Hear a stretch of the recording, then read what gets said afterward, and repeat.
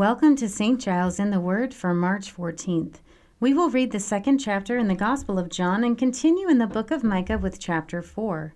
As always, we are reading from the New International Version. Let's begin in John. On the third day, a wedding took place at Cana in Galilee. Jesus' mother was there, and Jesus and his disciples had also been invited to the wedding. When the wine was gone, Jesus' mother said to him, "They have no more wine." "Woman, why do you involve me?" Jesus replied. "My hour has not yet come." His mother said to the servants, "Do whatever he tells you." Nearby stood 6 stone water jars, the kind used by the Jews for ceremonial washing, each holding from 20 to 30 gallons. Jesus said to the servants, "Fill the jars with water." So they filled them to the brim.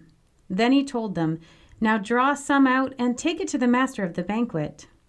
They did so, and the master of the banquet tasted the water that had been turned into wine.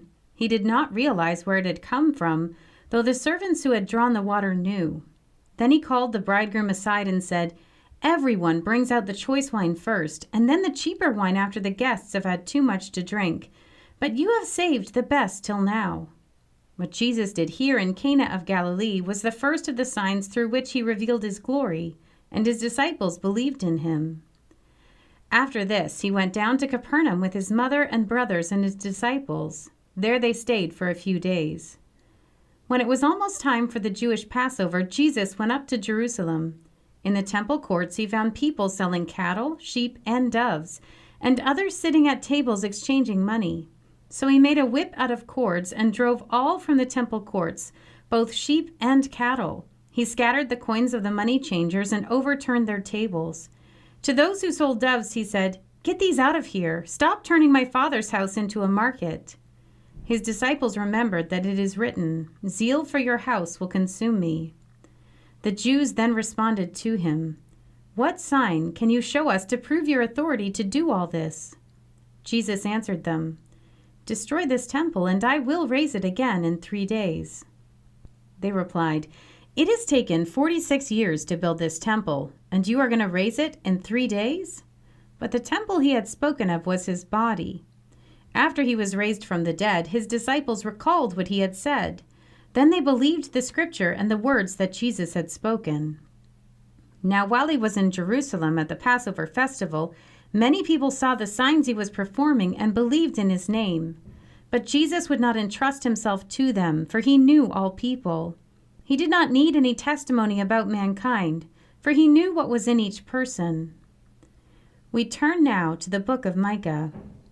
In the last days, the mountain of the Lord's temple will be established as the highest of the mountains. It will be exalted above the hills, and peoples will stream to it. Many nations will come and say, "Come, let us go up to the mountain of the Lord, to the temple of the God of Jacob. He will teach us his ways, so that we may walk in his paths." The law will go out from Zion, the word of the Lord from Jerusalem. He will judge between many peoples and will settle disputes for strong nations far and wide.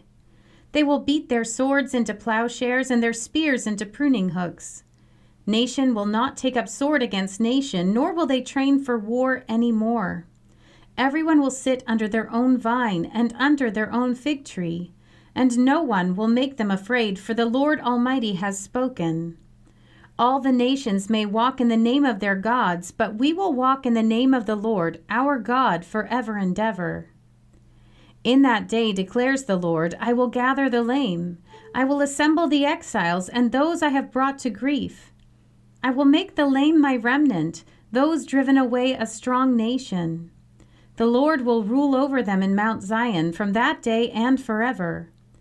As for you, watchtower of the flock, stronghold of daughter Zion, the former dominion will be restored to you. Kingship will come to daughter Jerusalem. Why do you now cry aloud? Have you no king? Has your ruler perished? That pain seizes you like that of a woman in labor. Writhe in agony, daughter Zion, like a woman in labor, for now you must leave the city to camp in the open field. You will go to Babylon. There you will be rescued. There the Lord will redeem you out of the hands of your enemies. But now many nations are gathered against you. They say, 'Let her be defiled. Let our eyes gloat over Zion.' But they do not know the thoughts of the Lord. They do not understand his plan, that he has gathered them like sheaves to the threshing floor. Rise and thresh, daughter Zion, for I will give you horns of iron. I will give you hooves of bronze, and you will break to pieces many nations. You will devote their ill-gotten gains to the Lord, their wealth to the Lord of all the earth." Here ends our reading for today.